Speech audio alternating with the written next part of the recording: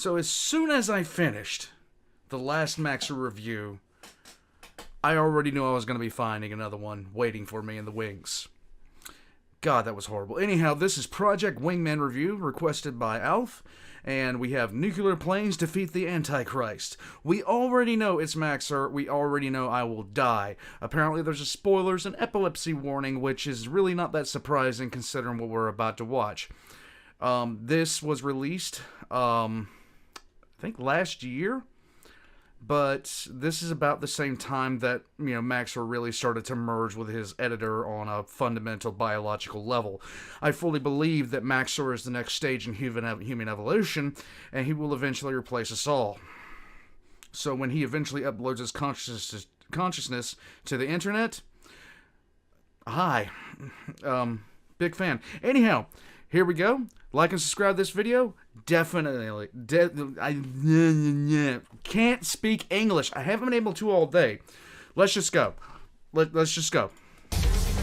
Project Wingman is a game which encapsulates and defines the term competitive genocide. In a world where Yellowstone National Park has had enough, humanity is plunged into a post-apocalypse where the laws of war are null and void. We play as a mute, possibly autistic psychopath hell-bent on his mission to fight the Australian Illuminati, featuring such notable species as the land battleship, the battleship, and the battle bus, across a multitude of varied and interesting locations like the apocalyptic wasteland that is Los Angeles. Is that before or after, anyhow? Caught in the middle of a conflict between the Pacific Federation and Cascadia, our protagonist is forced to put aside his fight with Jack Sparrow in Louisiana to conduct a second American Revolution and facilitate tax evasion. As a member of the Sicario mercenary group, you're given the tools of destruction you need to fight off the Antichrist. Because in this universe, the UN does not solve conflict, it starts it and then escalates it. So like most problems in the world, we Gonna leave that without a comment. Anyhow, let's go. resort instead to base violence as a means of international dispute. Bring your jets, your guns, your bombs, and your napalms, because we're going absolute Barbarossa. Confused?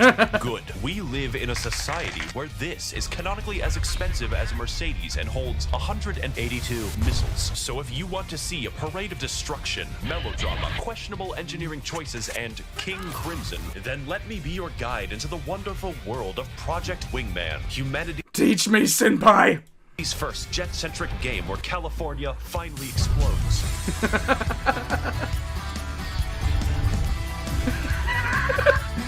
I love how he calls for help in every single one of these videos. Now, I know what you're thinking. A jet game, Max? You've gone insane. Jet games are played by dads that have 12 keyboards and people with actual money. And while it may appear to you that I have money, it's only because I spend it very responsibly. You will be happy to know that Project Wingman is neither a simulation nor has it dug into my extensive budget. I would describe the game as more about piloting a slow Gundam than the actual intricacies of real air combat. Only in Project Wingman can you do the boss fight against the guy with 12 railguns and his force fields. And yes, the force fields do turn into railguns, just like real life. Most people think that jet combat is just about circling, and yeah, that's a thing. But the difference is in how it's contextualized and iterated on, which is by insane people. One mission you might be firefighting, and the next thing you know, Crimson 1 appears for the 6th time near the active volcano. How many flight games do you know include lava damage? And do you want to know the best part? The game is fully playable in VR. Please don't use a keyboard, which allows you to do some goofy shit, like physically exiting your cockpit in the middle of a battle. Okay, it's a little windy, but I'm ready. Does anyone else feel lightheaded? I will say, though, that in order to get the real VR experience, you'll have to repeatedly rotate your head with the light brick strapped to it. I lasted 4 missions on average before the recoiling permanently morphed my spine. You use the radar in your plane by physically looking down, not that you'll be able to by the end. Reviewing the footage, I noticed that there were... Oh my god, I, for some reason, got on a kick where I started watching those chiropractor videos, and they literally disturbed me so bad. Like, no, I could not. They actually have this harness they hook around your neck and yank. No, just hell no.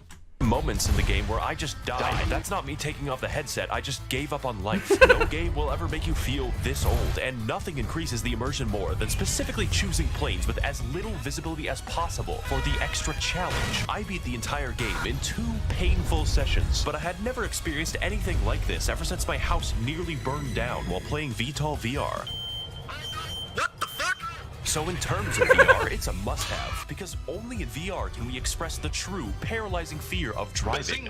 So how do we fly our death machine? VR controls, after all, are difficult. Mr. Smart Guy over here thinks he knows how hands work. First of all, you'll need to get inside your real Project Wingman trademark plane. Turn on the main battery. Whatever this is, turn on the engines, but not too fast. Close your canopy. Clasp the shitting grip. Display. I don't know what this does. Boot Windows. Microsoft Pinball. Smash that radar button. Hit subscribe. Turn off the brakes. Okay. Make sure you give the joystick a good jiggle. Now, we're not going to use the carrier's catapult. We're just going to pray. You'll notice I forgot to unfold the wings, which are now detached from the plane. Wing is percent speed route, landing gear. You'll notice controlling an aircraft without wings is hard. That's alright. The guys on that destroyer don't have family. Now that we're in the air and in the correct game, what am I supposed to do? Okay. The answer is remarkably simple. Missiles. There's a reason you can carry several hundred of them. Missiles are fucking everything. Every specialized weapon for all your terrestrial needs are various permutations of a missile. It's actually a problem because, I mean, I guess you could use unguided bombs if you want to miss. Ace Combat at least had the gall to let me use an unguided laser, but I don't know, what else can you put on a jet? A fucking dolphin? I don't want to emulate the Wii. You also have the option of a gun, which might as well be a laser, and is the most reliable way to kill anything, including entire battleships. What is in the fucking ammo? If normal bullets worked like this, Chicago would be a nuclear wasteland by tomorrow, as opposed to the current wasteland that it is now. Besides that, the controls are exactly what I want out of a jet game, and I don't think they can be improved. What truly makes a combat encounter in the game isn't the simple controls, it's how they're multiplied by the 6 pursuing aircraft. Unlike Ace Combat 7, your allies have the ability to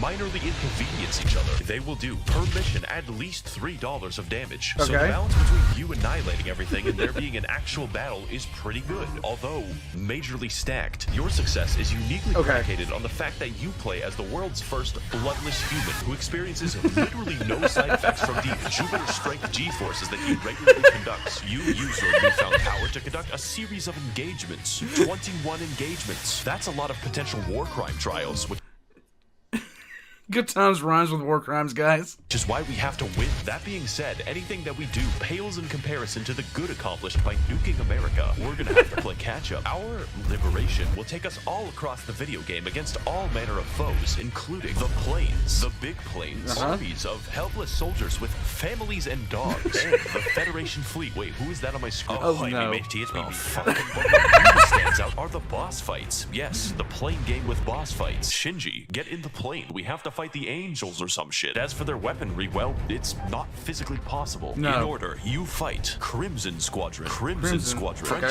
French woman and her Australian babe. It's 4 p.m. Time to get in the plane. Crimson Squadron. And Crimson Squadron's very angry nuclear enthusiast. More about him later. He's a guy. You can probably tell that it's character and the dialogue that keeps the game alive. Project Wingman would be an entirely different game if you weren't constantly hearing more complaining than a fucking call center. Silence is so...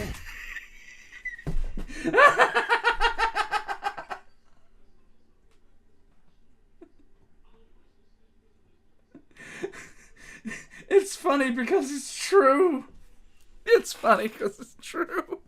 Rare that when your ally flips his shit and demands people stop fucking talking, everyone is surprised. So just by playing the game, you get a lot of lore. So I think it's a good time to talk about that. Our story begins, like many, in Wyoming, where Yellowstone National Park does a little trolling, causing the tectonic plates to fucking rupture. In an instant, the entire modern age and Christianity in particular is ended. This, however, created a mysterious, volatile material called cordium, which effectively gave everyone free geothermal energy.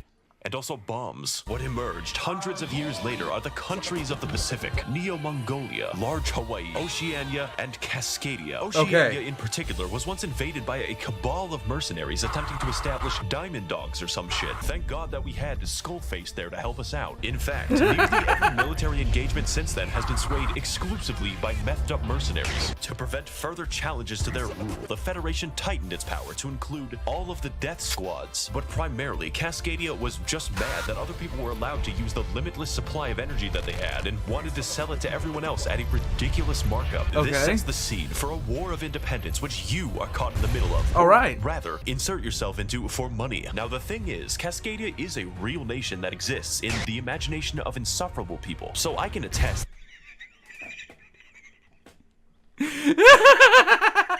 that the The geography of where I live is well suited to guerrilla warfare. The entire Cascadian fleet, for instance, is one stolen ship called the Eminent Domain. The Federation, though, is not without a contingency plan.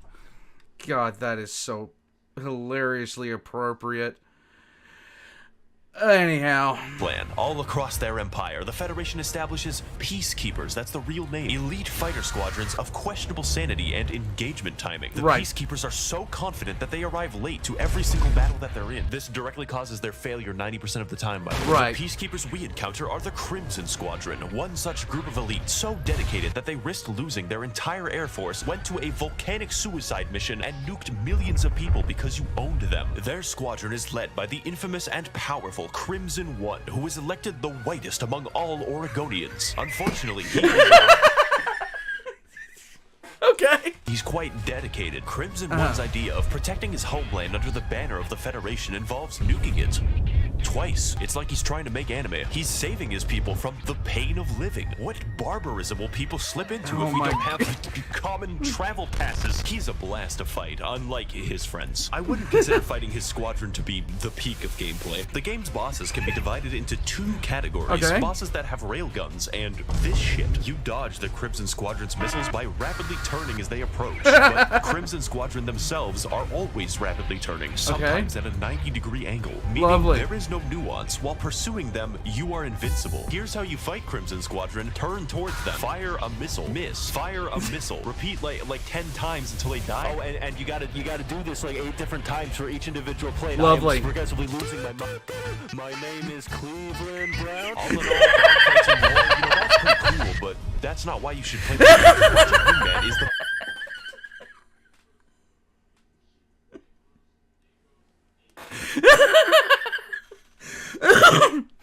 Manic Pixie Dream Girl of vehicle combat. Most battles feature building-sized sky ships. That was an entire boss in Ace Combat 7. And the game's just like, well, have 2 of them fight. Fuck it, you use the lasers. Everything you do has a specific melodramatic reason as part of the wider narrative. And just watching that unfold and how it affects gameplay is the real draw. I see no other way of highlighting how this works than to show you, because Project Wingman is a game that you really need to see to believe. Story, help. Side note, the pacing of this game's missions are amazing. I liked it so much that I made a graph out of it, printed out the graph, and showed it to my neighbors. Excuse me? Can you look at my graph? Our first act begins with an insertion into Cascadia. There's money to be made, people to kill, and most mercenaries are still mad about the Australian incident. But it's obvious that relying on a single mute man is bad. So you're forced to watch as Los Angeles is bombed. Oh no, the horror. It's time to revise our strategy, rethink our options, bomb our own energy sources. This way, no one will get them, except Crimson One, who sees you doing this and gets mad. This will be a theme. Now it's time to steal a boat. We really need that boat. It's imperative that you get the boat. By the way, while defending said boat, we make the discovery that cruise missiles. Did anybody else just get reminded of Martin C. Pants and his adventure with the boat? Anyone?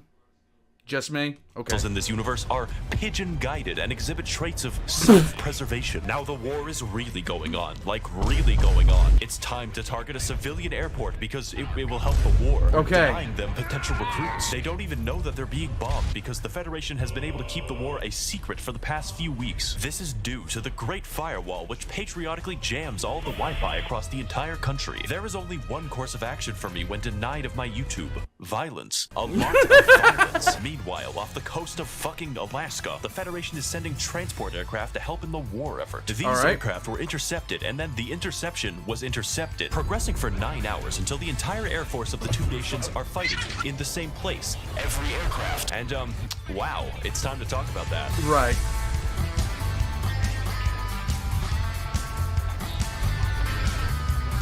Mission 11 is Project Wingman. The planes, the trails, the visual design, every character screaming into my ears at the same time. It is beyond perfect. An epic battle between 2 titans swayed only by a single mute psychopath. And that music. This track got me pregnant. I think this is a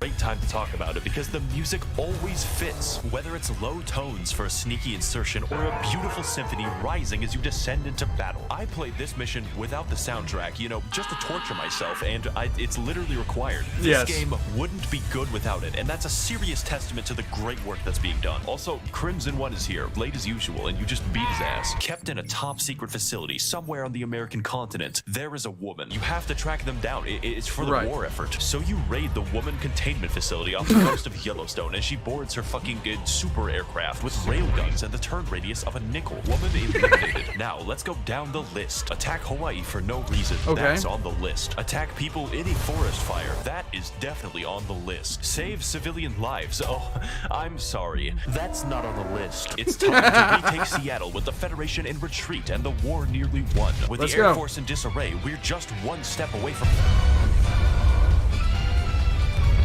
If you're surprised by this, you weren't really watching the video. Do you remember how I said that the Federation basically nukes all of Cascadia? That isn't actually true. It's worse. The Federation didn't just want to nuke us to win the war. They activated all of the cordium deposits in the ground. And do you remember when I said those were used for bombs? That's right. These fuckers just started a second apocalypse. In other video games, war is hell, but in Project Wingman, war is fucking orange. On our way back, we're assaulted again by the same woman. But at this point, I don't care. My retinas are damaged. The Fallout New Vegas part of the game has begun, and we're being sent to seize all of the bottle caps that we can hold. Thank you, Joshua Graham. You may notice the game is now very, very orange. That's what the entire rest of the game looks like, and yeah, it hurts. Almost immediately, we're sent back to Seattle to dab on the hordes of homeless people. This is when Crimson One returns, and this time he's very mad. He nuked his house to kill you, and that didn't even work. This leads to a dogfight, which is the dogfight for Mission 11 with additional mental illness. It's clear from the dialogue that Crimson One is not used to losing. Let's help him learn. It's fucking creepy, dude. Jesus. Have a fucking Snickerdoodles. With that detour out of the way, it turns out that nukes didn't really help the Federation win. It just made a bunch of guys dress up like the fucking Romans. And with the UN on its last legs, there is one final stronghold for us to bomb. Let's go. Los Angeles. Fucking finally. Let's go. We struggle to take the city, fighting foes in the air, on the seas, and attempting to flee my bullets. But after a long and arduous fight, we stand victorious over the city as the music begins to pick up in the back. God fucking damn it. It just does it again. Why? Project Wingman's story is not a Homeric epic. It's not very realistic, nor is it reasonable on any level. But standing over the ruins of everyone that I hate, the sunny D flashing before my eyes, I come to the realization. Above all, Project Wingman is fun. None of the disparate parts of the schizophrenic game work by themselves. The combat is not Devil May Cry. The lore is not Tolkien. And we are not going to overcome our pride and prejudice. When you make a list, the game doesn't really seem that impressive. But like a chef, if we mix our ingredients well, cook at thermonuclear temperature, and add enough rat poison, we will create a spicy blend that's so out of this world, so balls to the wall, that it makes everything taste perfect. The motivation of our final boss makes no fucking sense. His arc is schizophrenia, and his obsession with you is fucking funny. I've never seen someone write a character based exclusively off of projection, but standing where I am now, there's no one I'd rather fight. He's the perfectly goofy antagonist for a game mostly comprised of clown behavior. The music, the drama, the retinal damage. This fight is as ridiculous as the rest of the game, and I wouldn't want it any other way.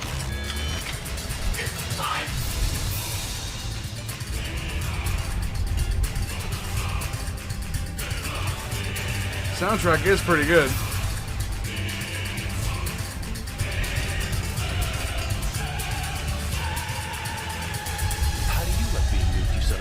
I would like to thank my benevolent weapons manufacturers and defense contractors for funding this channel and enabling my deadly purchases. If you want to contribute towards the channel and ensure perpetual conflict, you can head to my Patreon to learn more. Thank all of you for down below, watching guys. and flying, and of course, your salvation is at hand.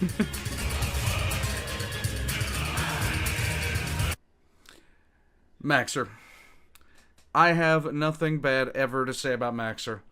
It is legitimately some of the funniest stuff I've ever seen. His delivery is always on point.